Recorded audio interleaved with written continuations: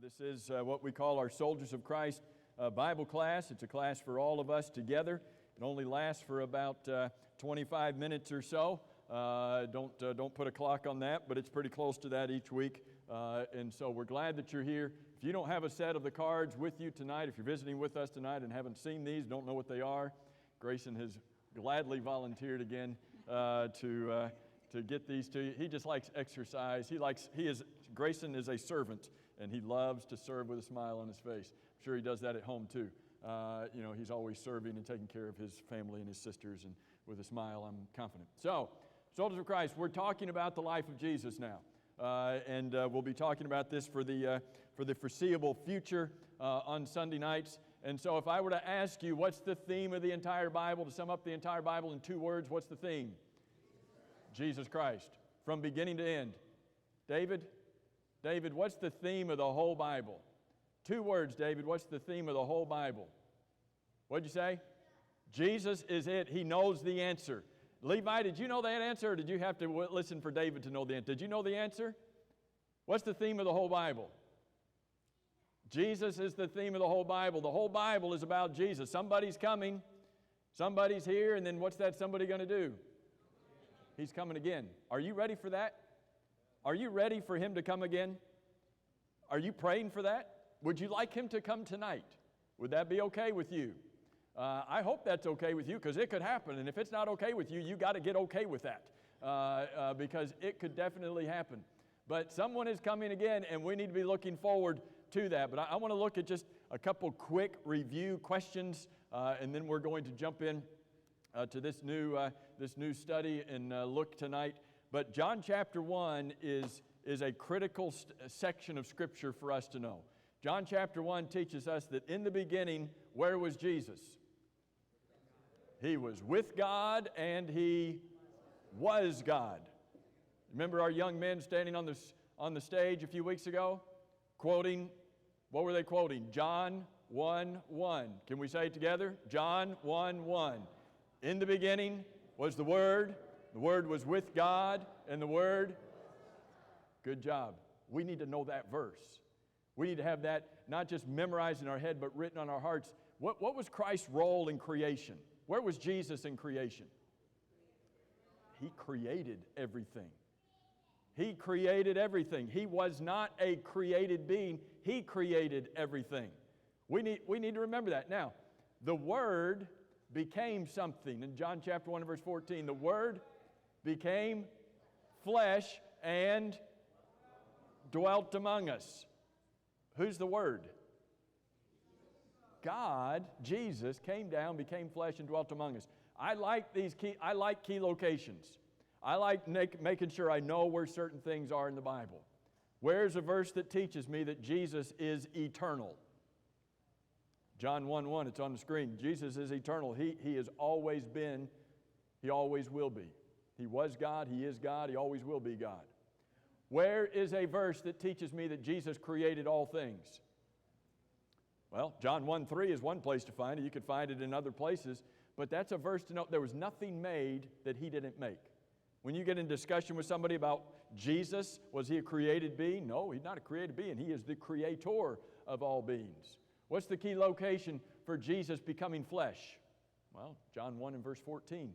John 1 is a key chapter for us to know. And so I hope that you're learning these. I hope these key locations are helpful to you. Some real quick questions about when Jesus came. There were 3 anointed roles that Jesus fulfilled when He came. 3 anointed roles. They are the titles of the cards. The top of your cards always have one of these words on it. What's the 3 anointed roles that He fulfilled? Prophet, priest, and king. Levi knows that. Prophet, priest, and king. Old Testament prophets, were they anointed? Yes. Old Testament priests, were they anointed? Yes. Old Testament kings, were they anointed? Yes. Which one of those is Jesus? Yes, He's all of them. Jesus is the Christ, the Son of the living God. What does the word Christ mean? Is that just His name? What does the word Christ mean? The Anointed One. These aren't just things that we're making up as we go through it. Why is he called the Christ? Why is he called the Anointed One? Because he was prophet. He was the expected prophet, priest, and king. How many Old Testament prophecies did Jesus fulfill? All of them. Good answer. He fulfilled all of them. If we were to put a number to that, what is it, Levi? All of them. Good answer. David, what's the number? 332. See? It's in stereo where available. So he fulfilled every single one of them. And if he hadn't fulfilled all of them, he could not be the Messiah. Real quick, easy questions here. Where was the city? What was the city where the angel appeared to Mary to tell her that she was going to have a baby? Nazareth. That's where Mary was living. She was living in Nazareth. David, what's the name of Jesus' mother and earthly father? You know? Mary and Joseph. Lucas, do you know? Do you remember Jesus' mother and his earthly father? You remember what their names were? Mary and Joseph. Levi, did you know that? Mary and Joseph. Caleb, I'm not sure if you knew that or not. Oh, well, you knew it because these other three guys already said it, and so you're just copying them. All right, Caleb, where was Jesus born? What city was Jesus born in? Was that Rod? Good job, Rod. He was born in Bethlehem. So they said when they were in Nazareth, you're going to have a baby. And then they went and traveled to Bethlehem, and that's where Jesus is born. And then after he was born in Bethlehem and Herod was trying to kill him, where did Joseph take Mary and Jesus? Egypt. You think when they got there, they walked like an Egyptian, or they just keep walking like, never mind? Just curious how they walked once they got. I mean, when you're in Rome, you do what's Rome, and maybe when you're in Egypt. So when they came back from Egypt. Where did Jesus grow up? What was his hometown? Lucas, do you know his hometown? What was his hometown? Nazareth. So he was born in Bethlehem. So did he have like dual citizenship? He have dual citizenship down in Judah. He had like a Judah passport, and then he moved up to Nazareth, and he had dual citizenship, and so he could travel back and forth freely and not have to. I don't know how that worked, but those are some real quick review questions. Now get your Bible. Go to Luke chapter 2. All right, that's not a trick. That's a real thing. Get your Bibles. Go to Luke chapter 2, and we're going to look at the last 13 verses of Luke chapter 2. We are fast forwarding in the life of Jesus from him being a child, being at least a baby, to being a toddler, to talking about Jesus when he was a preteen. Y'all remember preteen years? Aren't those fun years? Raising children. Kayla, you've got fun times ahead. You got preteen years coming. It's going to be great. When Rod hits preteen years, he's going to be awesome, aren't you, Rod? You're going to be the best preteen ever. So here's Jesus before he's a teenager in Luke chapter 2. And I want us to look at this, and I just want us to walk through these. There's only 4 questions that we're going to ask tonight. We're going to ask them over the next 17 minutes, so we're not going to ask them all at once. But I just want us to walk through this. I want you to transport yourself, all right? I want you to transport yourself back to this time, and I want you to be there, and I want you to imagine being Jesus when he's 12 years old, all right? I want you to imagine being Mary and Joseph trying to raise Jesus when he's 12 years old. When you look in verse 40 is kind of a summary of his first 12 years. It talks about how he grew in verse 40 and how he grew in strength and in wisdom, and the grace of God was upon him. And then you get to verse 41 and the rest of this chapter, and you're reading about this one event. We don't know much about the life of Jesus before he's 30. This one little event between the time when he was there and the wise men came to visit, and he's 30. This is the only event. He's 12 years old. What kind of home was Jesus raised in? What kind of home was he raised in? A godly home. Would you say he was raised in a godly home? Was he raised in a godly home? A younger voice said it, all right? So, do you think God knew what he was doing when he chose Joseph and Mary? Or did he just close his eyes and circle his finger and say, point okay, well, we'll just go with them. You think he knew what he was doing when he selected Joseph and Mary?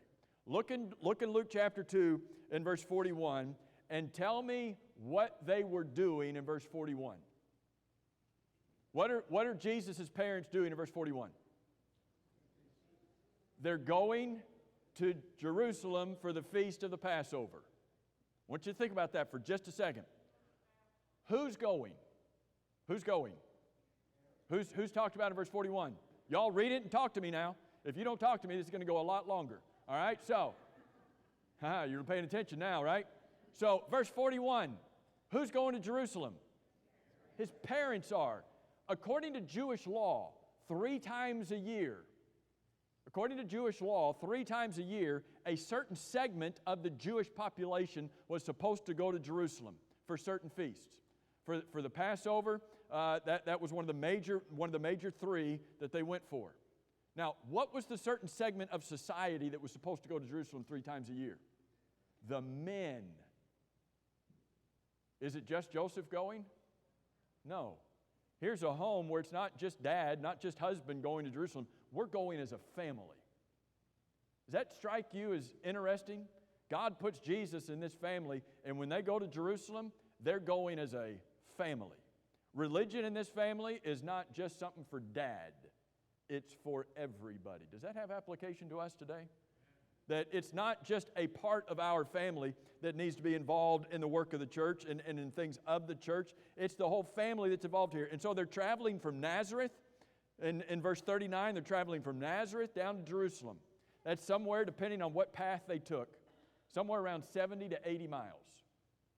How long would it take you to go 70 to 80 miles? You're like, well, what kind of road are we talking about? How long back then would it take you to go 70, 80 miles? 3 or 4 days. Aren't you glad you live now instead of back? 3 or 4 days to travel 70 or 80 miles. Can you imagine? You travel 3 or 4 days. They get there. There's the Feast of the Passover. And then the Feast of Unleavened Bread was the 7 days that followed it. So they have Passover and then the Feast of Unleavened Bread for the next 7 days. And they likely stayed for all 8 days. They probably stayed longer than that, but we'll just say it was the minimum of 8. So they travel 3 or 4 days. They stay in Jerusalem for these feast days for 8 days. And then it's going to be 3 or 4 days back home. You add all of that together. How many days is that? 3 or 4 plus 8 plus 3 or 4. Somewhere around, do the math, 14 days maybe? They carve out 2 weeks at least, and probably more than that. They carve out 2 weeks of their life, and of this part of their life. There's 3 other feasts during the year, and they say, we're devoting this time to God. It's not vacation. Nothing wrong with vacation. I'm not talking about that. But when they leave, they're going to Jerusalem. They're devoting 2 weeks to God and to observing what they needed to do as Jews when they got to Jerusalem. Is for them, their relationship with God, is that a priority? Big time priority. They are giving it their everything. Now, when they get there, what's the name of the feast that's being observed? Passover. What was Passover all about? What were they doing? What was the purpose of Passover? Remembering what? The Passover. Remembering when the Lord passed over. What was the Passover in the Old Testament? When the Lord passed over who? The Jews' homes, because they had blood over the doorpost and the lintels. And when he passed over, who was spared? The firstborn. That's the feast that they're going to Jerusalem to remember. I want you to think about Jesus. Is Jesus our Passover lamb? He gets there for Passover. He comes to this place where there are literally thousands upon thousands, maybe millions of Jews in this place. They're coming to celebrate a feast when it was remembered about blood being involved and God passing over so that their firstborn did not die. What was this firstborn getting ready to do in about 21 years? He was getting ready to die. And it was going to be His blood that covered us so that God would pass over us and not condemn us. And he walks into this city where thousands of lambs are being killed. What's he going to be in 21 years? He's going to be that lamb. When you're reading this and you think Jesus is coming, and this is not the first time he's been to Jerusalem, and likely this is not the first time he's come here with the family. They probably did this every year. But he's coming there, and I don't know if he recognized everything that was going on or not. He's going to be that lamb not too long from this day. What was here's on your prophet card, what was the age of Jesus when he was lost in Jerusalem? How old was he? 12 years old. 12 years old. Connor, you're 13, right?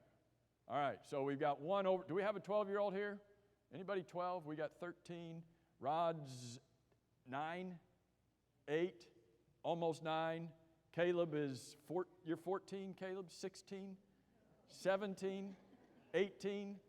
I'm close. I'm getting close. I feel like I'm getting closer. Oh, pick a lesser number. 2. 2 lesser. Okay, so Jesus is 12 years old when they go to Jerusalem. Did Jesus understand anything about who he was at this point? Did he understand what his mission was at this point? What does verse 43 say? They finished the days, probably the 8 days of the feast, and the parents returned, and what did the boy Jesus do in Jerusalem? He tarried. He lingered. He stayed there. Now, in your mind, what would a normal 12-year-old boy be doing with the city all by himself? All to himself? Oh boy, we're going to have some problems when we get back. Mary and Joseph are going to get back to town. They're going to have to clean some graffiti off of the temple because this 12-year-old has been having a field day, just doing whatever he wanted there. You know, they're going to have to go apologize to sister so-and-so because he went in and, is that Jesus? No, that's not this 12. That might be a different 12-year-old. That's not this 12-year-old. He lingered in Jerusalem. And I want you to jump ahead. We're going to come back and look at these other verses, but I want you to jump ahead to verse 46. Where did they find Jesus when they came back? They found him in the temple. Why is he in the temple? Of all the places, why is he in the temple? To learn. Remember what he said when he cleansed the temple in John chapter 2, turned over the money changers' tables and cleansed the temple, drove out the money changers? Don't make my a den of thieves. My Father's house. Do you think he knew at this point that being in the temple, there was something special about being in the temple? And what's he doing? Verse 46, okay, he's in the temple. Is he running laps in the temple? And is he running in between the pews of the temple? Is that what he's doing? No, he's sitting. He's sitting quietly. He's listening. Who's he listening to? The teachers. He's listening to them. He's asking them questions. I want you to fast forward 21 years. What are these teachers going to be doing in 21 years? Condemning him to death. I mean, get that picture. He's sitting here listening to them teach. 20 years from this time, he's going to be talking about how hypocritical they are. But right now, he's listening to them. He's asking them questions. Now think about it. What's his hometown? Jesus' hometown. What was it? Nazareth. All right, is there a synagogue in Nazareth? Yep, there's a synagogue in Nazareth. But do you think that the scholars, do you think the rabbis in Jerusalem are maybe of a higher caliber? Maybe they're greater scholars in Jerusalem than maybe there were in Nazareth? I mean, he's been probably sitting in the synagogue in Nazareth, but now he comes to Jerusalem and he gets to sit and listen to these people. I thought today, remember that Paul said that he had sat at one rabbi's feet? Remember the name of the rabbi that Paul said that he had sat at his feet? Gamaliel, one of the great Jewish rabbis. What if he's one of the rabbis there that Jesus is sitting? It's Paul and Jesus were around the same age. Give or take a few years, they're around the same age. Is it possible that Gamaliel was one of those rabbis right there talking to Jesus? And maybe the same rabbi that would even be the one talking about. He's listening, he's asking. But verse 46 indicates that he was also giving answers. That's interesting. What does that indicate? Maybe they're asking him questions. So he's listening, he's asking questions, he's answering questions, and he's doing so respectfully, isn't he? He's learning all that he can. And what was their reaction? Verse 47. Everybody who heard him, what's their reaction? Whoa! They're astonished at what? 12 years old. And his answers. He's quoting the Bible over here. So they're astonished at what he has. And who's astonished? The teachers. Now, come on. He's a 12-year-old boy. They're astonished at his understanding of what he says. You fast forward about 18, 19 years, and there's going to be people who make fun of Jesus. Who is this guy? He hasn't learned anything. He hasn't gone through school. He's not one of the trained rabbis. But at 12 years of age, they were astonished at what he understood. Where did he get his understanding? Was it a miraculous implantation of Bible knowledge? You think that's where he got his understanding? Do you think Mary and Joseph did any teaching in the home? You think they had family devotionals in the home? You think they read to Jesus from the Bible in the home? Said, son, here's some things you need to learn. I mean, think about it. Your job is to raise the Son of God. Oh, okay. That's a little overwhelming. Your job is to raise the Son of God. Your job is to train him up in the way he... Oh, are they supposed to do that for him? Yeah. Here, God says, here's my son. Now train him up in the way he should go. Oh, thanks. You got a teacher manual for that? Were they supposed to teach him diligently when they walked by the way, when they lied down, and when they rose up? Were they supposed to do that too? You think Jesus was taught by his parents? You think he was taught in the synagogue? He was taught and learned all that he could, and they were astonished at his teaching. So his parents are no doubt trying to do the best that they can, but what do his parents do in verse 43? Where are his parents in verse 43? They're headed out of town. Where's Jesus in verse 43?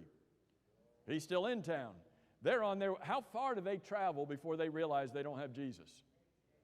A day's journey. For them, that's about 20, 25 miles, maybe 30 miles if they're in a hurry. I mean, for you, what's a day's journey? Depends on how far you're going. Anybody ever driven to Fried-Hardeman in one day? That's about 1,000 miles. That's a day's journey. What if you made it 1,000 miles and realized, oh, I forgot my kid back at home? Oh, this is bad news. What if you drove 1,000 miles and realized, oh, this is not, I forgot, and you get to drive 1,000 miles back? How would you be feeling if you had to drive that 1,000 miles back because you forgot your kid? Not happy. Was that Lucas? Yeah. Can you imagine? Now, are his parents worried about him? Are they anxious? Are they nervous? Certainly. When Mary reaches him, she says, don't you know we sought you anxiously? But don't you know there's a little bit of frustration inside of them? The Bible doesn't tell us that. Maybe they were perfect in every way and they didn't get frustrated with their children. Really? So here they've got to go back a whole day. I remember family vacations where we got off track and we lost a few hours, and how unfun it was getting back on track and losing those hours that we once had. That's not fun. Here's parents that are having to get back on track. But they get there. She says, we sought you anxiously. So in verse 47, the people were astonished. Verse 48, when his parents found him in the temple, sitting there talking to the teachers, what was their reaction? They were what in verse 48? They were astonished. They were amazed too. They see him, and why do you think they were amazed? Did they think he would be painting graffiti on the temple? No, I don't think that's what why are they amazed? How long had they been away from him? 3 days. After 3 days, what verse is that? Is that verse 45, 46? 46. So it was after 3 days. So they traveled a day's journey. Oops, we don't have him. Traveled a day back. All right, let's settle in. Third day, they go looking for him. How would you be feeling if you didn't know where your kid was for 3 days? Now, do you think they knew where to look for him? I mean, do you think they went to the arcade first? I mean, is that where they went first? Where do you think they looked first? You think they went to the temple first? So they go there, they are amazed at what they see. And what we have in verse 49, after she says, why have you done this to us? Isn't that what you would say to your kid? And you're like, if I was nice, that's what I would have said to my kid. So why have you done this to us? Look, your father, who? Your father, Joseph, and I have sought you anxiously. That word anxiously really indicates that she was having a panic attack. I mean, this isn't some small word. She is in some severe mental anxiety, wouldn't you? All right, now, if you lost your child, all right, I mean, that'd be bad. If you lost the Son of God, you didn't just lose a child. I mean, we could get another one of those. But you lost the Son of God. Oh, boy. This isn't going to be good for me. I'm in trouble. You've lost the Son of God. Would you lose any sleep over that? Would you be a little concerned? Sought you anxiously? Yeah, sought you anxiously.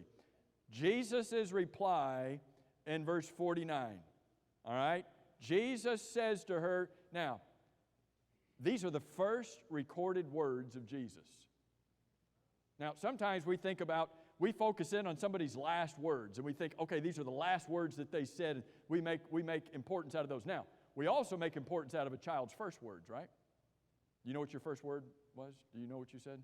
You know, was it, show me the money? I mean, was that the first thing that came out? I mean, I don't know. You know, sometimes we make a big deal out of first words. These weren't Jesus' first words, but they're the first recorded words that we have out of the mouth of Jesus. And how old is he? 12 years old. What does he say? And this is on your priest card, by the way. Response of Jesus when his mother found him. Why did you seek me? Did you not know I must be about my Father's business? She said, your father and I have sought you anxiously. And what does Jesus say?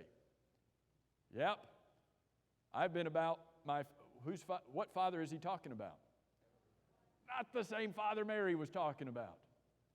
I'm involved in the most important work on earth. I'm involved in my Father's business. Now, some of you don't have, I must be about my Father's business. Some of you have that I must be in my Father's house.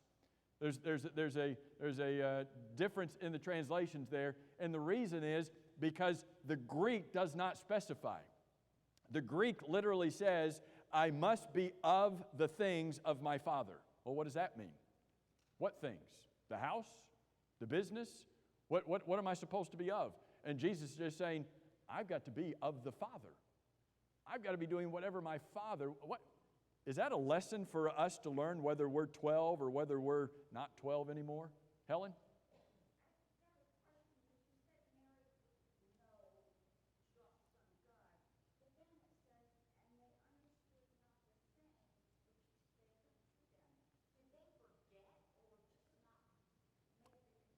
Well, in verse 50, Helen's pointing out they did not understand the statement which he spoke to them. What did they not understand? Didn't understand that he says, don't you know I must be about my Father's business? There was something about that they were still not grasping. Did she know that she had the Son of God? Yeah, that's what she was told before she ever conceived. Before it was ever conceived, you know that you're going to be a child of the Holy Spirit. This child is going to be of God. She knew that. And yet, of course, was there anything different about him? I mean, did she have to shine his halo every morning when he woke up just to keep it nice and shiny and clean? Did she have to do that? What was there about him at 2 and 3 and 4 and 5 years old that said, oh, look, I'm raising the Son of God? Do you think he went through his terrible twos? Why wouldn't he go through his terrible twos? Do you think he went through other stages that your boys go through? I mean, Kayla, do you think Jesus went through the stages? You know that he did. Do you think there were moments when they thought, really? This is the Son of God? Come on! He was a kid, wasn't he? He grew up as a kid. And yet, he was learning who he was, and on this occasion, he knew exactly who he was. And so now, out of the mouth of a babe comes these words. Don't you know I must be about my Father's business? And Of course, they haven't had sleep in 3 days, Helen. What are they grasping to begin with? They haven't had sleep in 3 days. They're searching anxiously for him. They finally found him, and what is he doing? He's surrounded by old guys. I mean, would you be a little concerned about your 12-year-old and there's a bunch of old guys sitting there and talking to him about the Bible? Still processing. Mary, you drop down, and she hid these things in her heart. She was still processing, still thinking about these things. But when Jesus says, I must be about my Father's business, there was no option involved here. Really quick, verse 52. Jesus grew in 4 different areas. What were they? Wisdom, stature, favor with God, favor with man. This is a great memory verse for you to work on with your kids. It's on the prophet card. Jesus increased in wisdom. He got smarter. He increased in stature. He grew up. He increased in favor with God. He grew spiritually. He grew in his knowledge of God's will. He grew socially. He grew in favor with man. He grew in every way that somebody can possibly grow. Isn't that a great model for us to grow in and to raise our children in, to grow in those ways? Now, what did he do for a living before he started his ministry? He was a carpenter. Think about that. Jesus is raised in a home where he's given a job. What was his dad? Carpenter. Raised in a home, learning to work hard, waiting for the time to be ready for him to start what the Lord had sent him to start. What do you think about this 12-year-old boy? And the lessons we can learn from this 12-year-old boy, the lessons we can learn from these parents, the fact that we need to be continuing to encourage each other to grow in these areas. Verse 52 summarizes the next 18 years. All we know about the next 18 years of Jesus' life is in verse 52. All right. Thank you all for being here tonight. We'll see you Wednesday night.